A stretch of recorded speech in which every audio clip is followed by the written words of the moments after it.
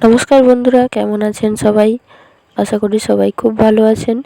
রোজকার মেনুতে আপনাদের অনেক অনেক স্বাগত জানাই।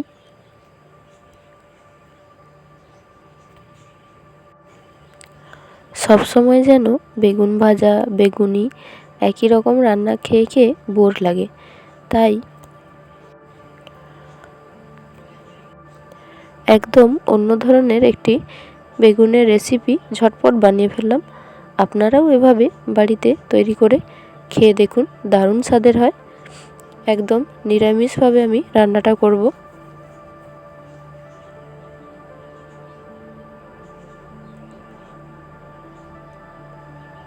প্রথমেই আমি এখানে 3টা বেগুন নিয়ে নিয়েছি।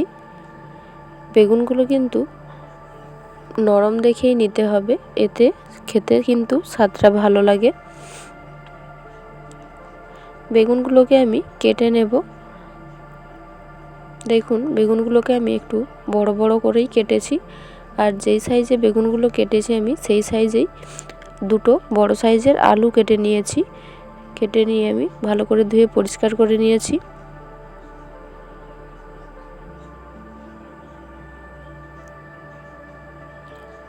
এরপর একটি কড়াই বসিয়ে কড়াই গরম হয়ে গেলে আমি এখানে দিয়ে দিচ্ছি সরষের তেল। তেল গরম হয়ে গেলে আমি এখানে দিয়ে দিচ্ছি কেটে রাখা আলু। আলুগুলোকে আমি খুব ভালো করে আগে ভেজে নেব।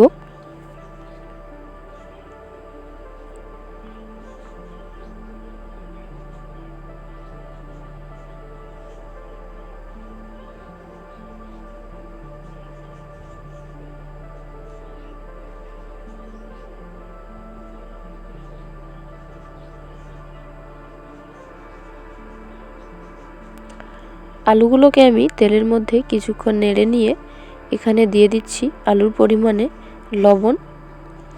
লবণ দিয়ে আমি আবারও তেলের সাথে আলুগুলোকে ভালো করে ভেজে নেব।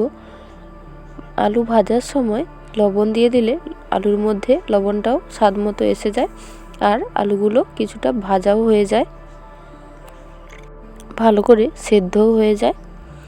আলুগুলো ভাজা হয়ে গেলে নামিয়ে আমি এখানে বেগুনগুলোও একইভাবে ভেজে নিচ্ছি।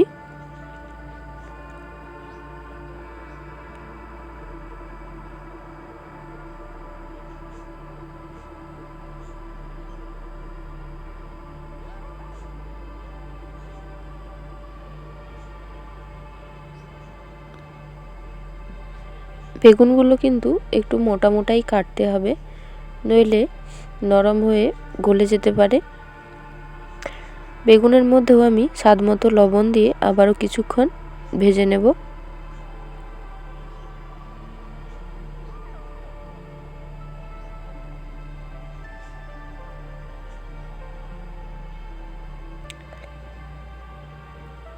রঙের জন্য আমি এখানে সামান্য পরিমাণ হলুদ গুঁড়ো দিয়ে কিছুক্ষণ নেড়ে নিচ্ছি।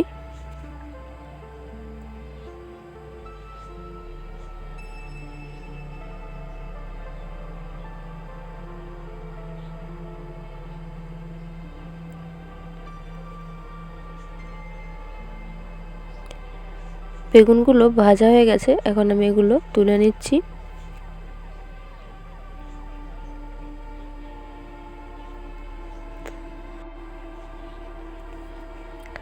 বেগুনগুলো নামিয়ে নেওয়ার পর আমি ওই কড়াইয়ের মধ্যে দিয়ে দিচ্ছি সরষের তেল, দিয়ে দিচ্ছি হাফ চামচ পরিমাণ মতো গোটা জিরে।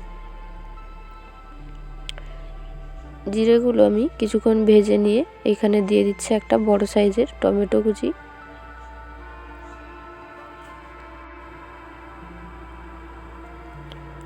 টমেটো তেলের মধ্যে কিছুক্ষণ নেড়ে নিয়ে টমেটো নরম হয়ে গেলে এখানে আমি দিয়ে দিচ্ছি আদা আর কাঁচা লঙ্কা বাটা। দিয়ে আমি আবারও তেলের সাথে খুব ভালো করে এগুলো নেড়ে নেব।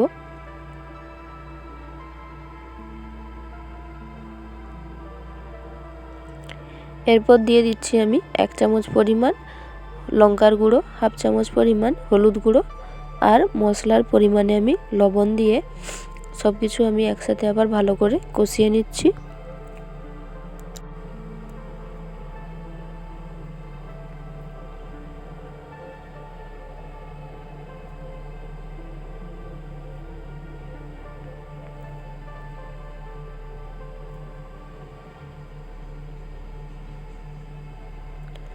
মশলা কষানো হয়ে গেলে আমি যে মশলা বাটা জলটা রেখেছিলাম তার সামান্য পরিমাণ জল এখানে দিয়ে আমি মশলাটার সাথে নেড়ে নিচ্ছি। বন্ধুরা, মশলাটা গাঢ় করার জন্যে আমি এখানে 1 চামচ পরিমাণ বেসন ব্যবহার করেছিলাম। আমার তখন ক্যামেরা অন করা হয়নি, তাই দেখাতে পারলাম না। বেসন দিলে মশলাটা বেশ থকথকে হয়। মশলা কষানো হয়ে গেলে আমি ভেজে রাখা আলু আর বেগুন মশলার সাথে দিয়ে খুব ভালো করে আবারও 3 থেকে 4 মিনিট কষিয়ে নিচ্ছি।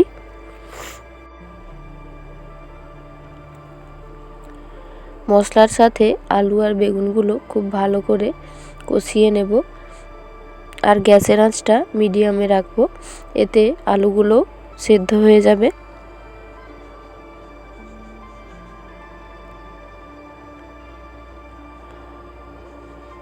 কিছুক্ষণ নেড়ে নেওয়ার পর আমি যে বাকি মশলা বাটা জলটা ছিল আমি এখানে দিয়ে দিলাম। যেহেতু আমি রান্নাটা মাখো মাখো করব, খুব বেশি রস রাখবো না, তাই আমি এখানে খুব বেশি জল দিলাম না।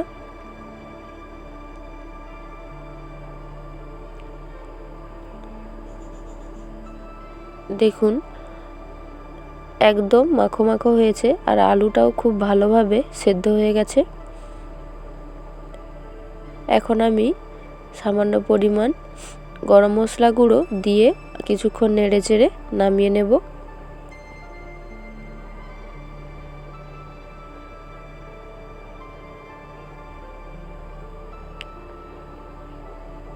দেখুন রান্নাটা আমার একদম রেডি। গরম ভাত হোক বা রুটি হোক বা পরোটা, এভাবে একবার বানিয়ে খেয়ে দেখতে পারেন, দারুণ স্বাদের হয়। ভিডিওটি কেমন লাগলো অবশ্যই কমেন্টে জানাতে ভুলবেন না। ভালো লাগলে একটি লাইক করে চ্যানেলটি সাবস্ক্রাইব করে শেয়ার করে দেবেন। সবাই ভালো থাকবেন, সুস্থ থাকবেন। দেখা হবে পরের একটি ভিডিওতে।